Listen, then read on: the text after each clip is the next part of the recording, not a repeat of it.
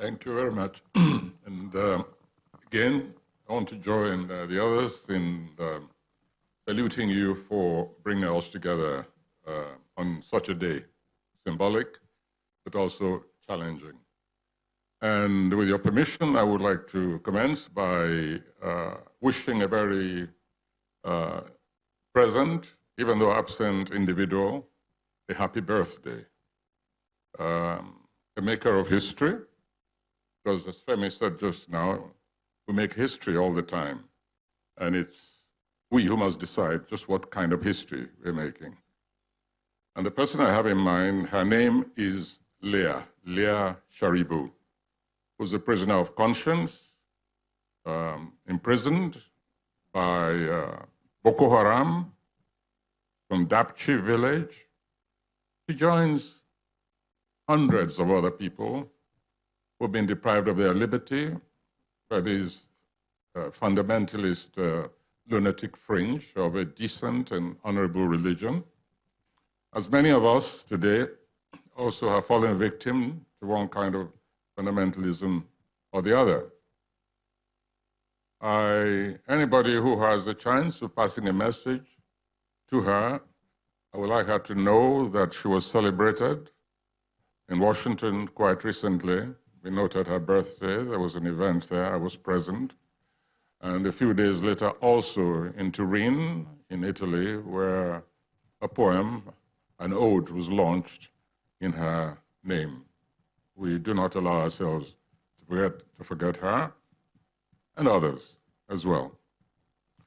History is a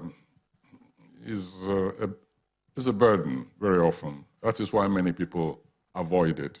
They don't like to recall history. You brought us together here, and immediately I cite a number of people who evoke a whole panoply of history, both negative and positive. Yes, I'm afraid so. There she is by my side, the daughter of Nkrumah, and that is one kind of history. I thank you also for bringing me together, reuniting me with my ancient colleague, Tamsir. There he sits. Yes, he teaches history, but his history is a reminder of both the negative and the positive. He's a practiced exile, like myself also, but of a much longer duration.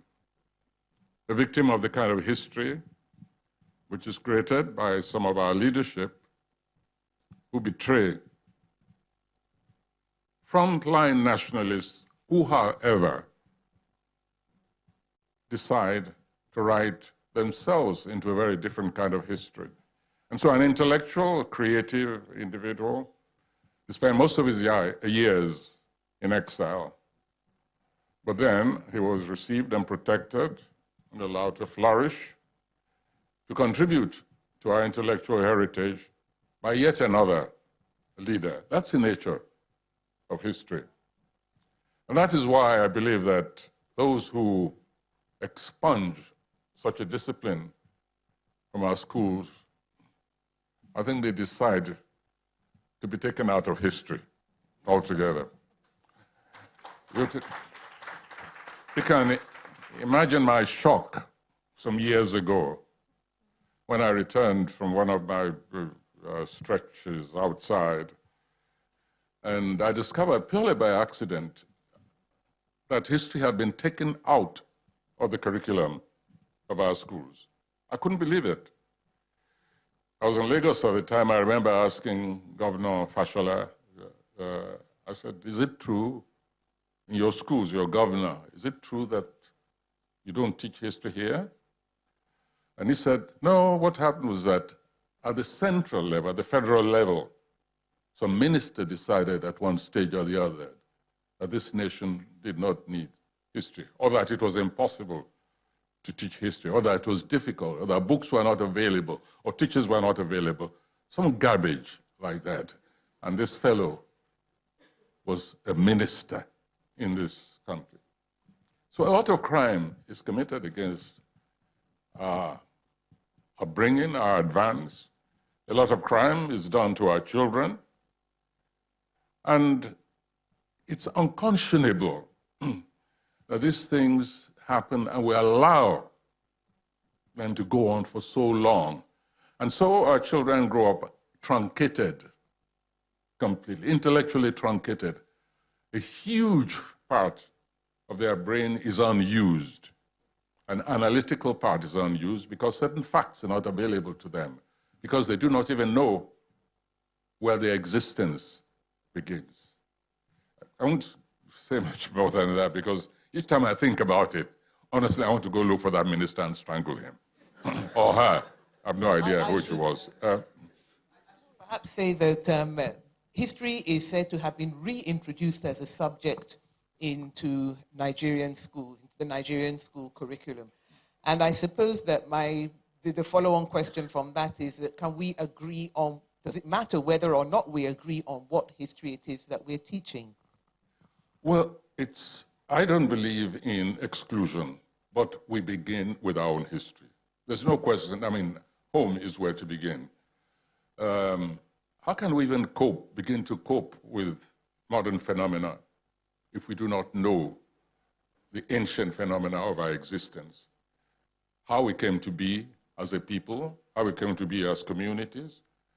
If, as Femi was pointing out, if we do not understand that we have been trading one another, we've been trading our own people for centuries, how can we cope with modern slavery? Because very often we try to forget, as I said at the beginning, to forget that we also contributed to the negative part of our history.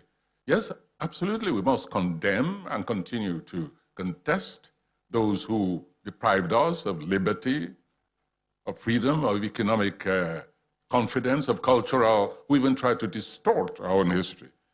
But let's never forget that we also have been part of our own damnation. It's still going on all around.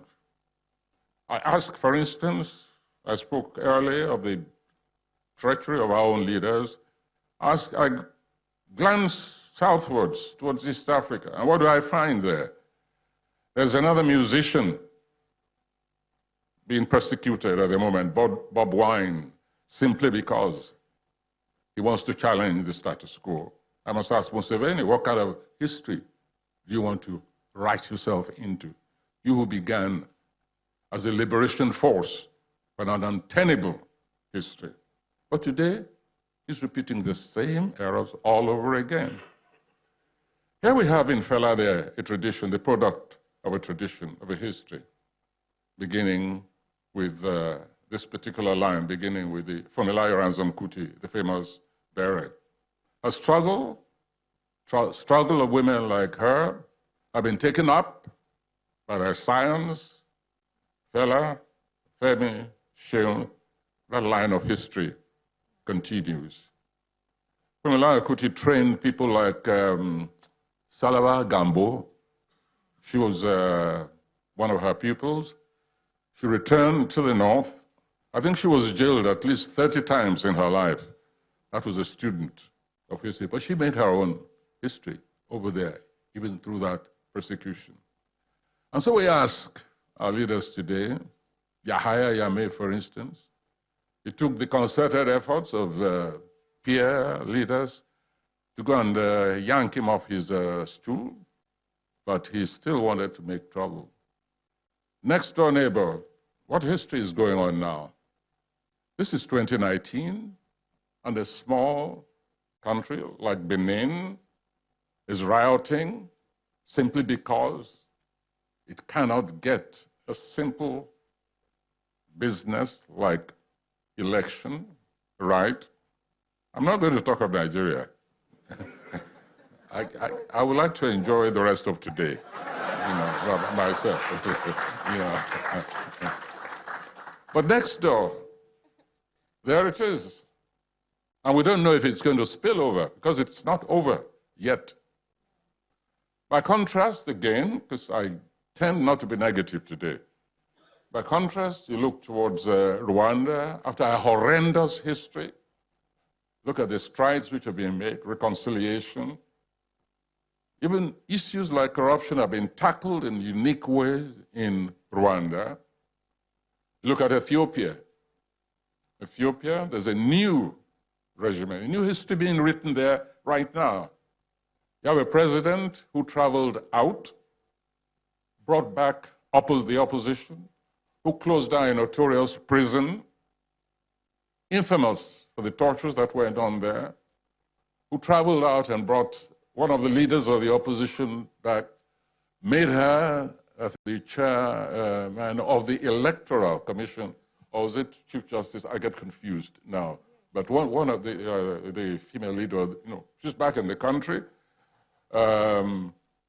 He traveled to Egypt, he traveled to Saudi Arabia, came back with Ethiopian prisoners who've been languishing in those jails for a long time. When our president travels, I don't know what he brings back, but he certainly is not any valuable thing that I know of in recent times, And so we must all be very honest with ourselves and know that the importance of history is not just as an academic exercise. It's a development exercise. Let me just, I don't want to monopolize the situation. I want to say, by the way, that I'm intimidated. I don't often sit near money. Not only am I in this citadel, anyway, you say you have a foundation, I'll be talking to you later. But I'm sure you know about the foundation. Yes. What the foundation does. Yeah. Well, remember that, you people underestimate the arts. We had a poet here today. Your foundation, have you given anything to arts, to everything? I'll be talking to you. Okay. Oh, no, answer me. Yeah, answer. exactly. I want to hear what you're